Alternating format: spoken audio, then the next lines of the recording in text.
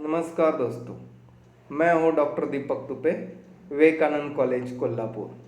आज हम कुर्सी पहियों वाली आत्मकथा का पात्र चरित्र चित्रण देखेंगे। उसमें सबसे प्रधान चरित्र जो आता है वह है नसीमा हुर्जुक का, जो आत्मकथा की नायिका है। नसीमा आज helpers of the handicapped Kolhapur संस्था की संस्थापिका है। वह मितभाषी सहनशील लड़की थी। विकलांग होने के बावजूद वह घर में झाड़ू लगाना, बिस्तर लगाना, पानी भरना, कपड़े धोना, चाय बनाना, रोटियों के लिए आटा गूंथना आदि काम वह बड़े अनुशासन से करती है, बिल्कुल अपनी अम्मी की तरह। केंद्रीय आबकारी सीमा शुल्क विभाग में डिविजनल क्लर्क के रूप में वह उनकी नियुक्ति हो गई। वह दर्द और वेदना को चुपचाप सहने की आदी थी। जब वह कॉलेज में पढ़ती थी तब पीटी की लीडर बन गई थी। पीटी का अच्छा काम करने से उसे बेस्ट लीडर का अवार्ड भी दिया जाता है। एक दिन पीटी करने के बाद रस्सी पर छलांग लगाने से अचानक पीठ में दर्द होने लगता है और वो बेहोश हो जाती है। तब से वो पीठ दर्द की शिकार हो जाती है। बचपन से नसीमा का जुझारू व्यक्तित्व हमारे सम्मुख आता है। एक बार घर में एक दिन रहना और उसका झगड़ा शुरू हुआ, जिसमें अम्मी ने उसके पीठ में जोर से मुक्का लगाया, जिससे उसका दर्द असहनीय हो गया। फिर भी वह किसी से शिकायत न करती हुई होंठ बींचकर दर्द सहती रही। पीठ दर्द के कारण उसे कॉलेज जाना भी संभव नहीं हो पाया।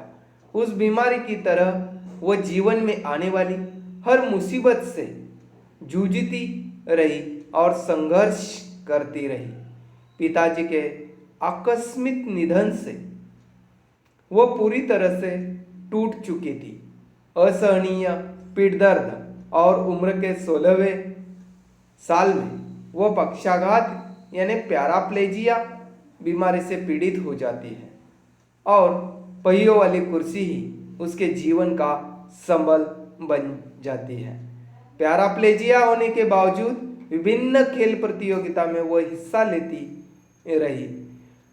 उन्होंने दीनानाथ मुंबई राष्ट्रीय विकलांग प्रतियोगिता में चैंपियनशिप हासिल की। इंग्लैंड में आयोजित खेल प्रतियोगिता में भी उन्होंने हिस्सा लिया था। नृत्य के प्रति उन्हें काफी आकर्षण था, मगर परिवार में नाचना गैर समझा जाता था, इसलिए उसे आकर्षण छोड़ना पड़ा। वह आत्मविश्वासी और हर संकट का सामना डट कर करती नजर आती है। वह हमेशा दूसरों को मदद करने वाली एक सामाजिक कार्यकर्ता के रूप में सम्मुख आ जाती है। स्कूल कॉलेज के जीवन में उसने किसी को ठेस नहीं पहुंचाई, बल्कि यथासंभव सहायता ही की। स्कूल घर में वह अनेक काम करती रही। दूसरों के दर्द को वह अपना दर्द मानकर जरूरतमंदों को मदद करती रही। खुद बेसहारा होकर दूसरों का सहारा वो बन जाती है।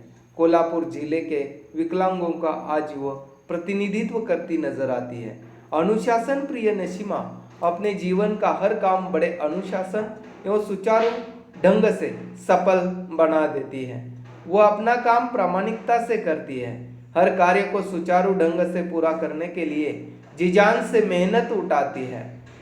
नसीमा मेहनती एवं प्रामाणिक नारी है। बीमारी नसीमा अपना दुख को दूर करने हेतु किताबों का सहारा लेती है। खेल में वह उसे विशेष रुचि रखती है। यही वजह है कि सन 1973 में मुंबई में पैराप्लेजिक संगठन की ओर से आयोजित क्रीड़ा प्रतियोगिता में गोला फेंक, थाली फेंक, व्हीलचेयर रेस, टेबल टेनिस में वो अव्वल आ जाती है और इंग्लैंड के स्टॉक मेंडविले गेम्स में खेलती है। बाबू काका को अपना गुरु और दूसरे पिता के रूप में स्वीकार कर उन्होंने विकलांगों के लिए अपना कार्य आरंभ किया।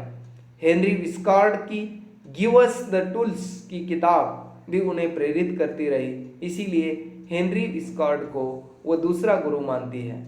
जब दिक्कत आती है तब उन्हें पत्र लिखकर या मिलकर सलाह मशवरा करती रही।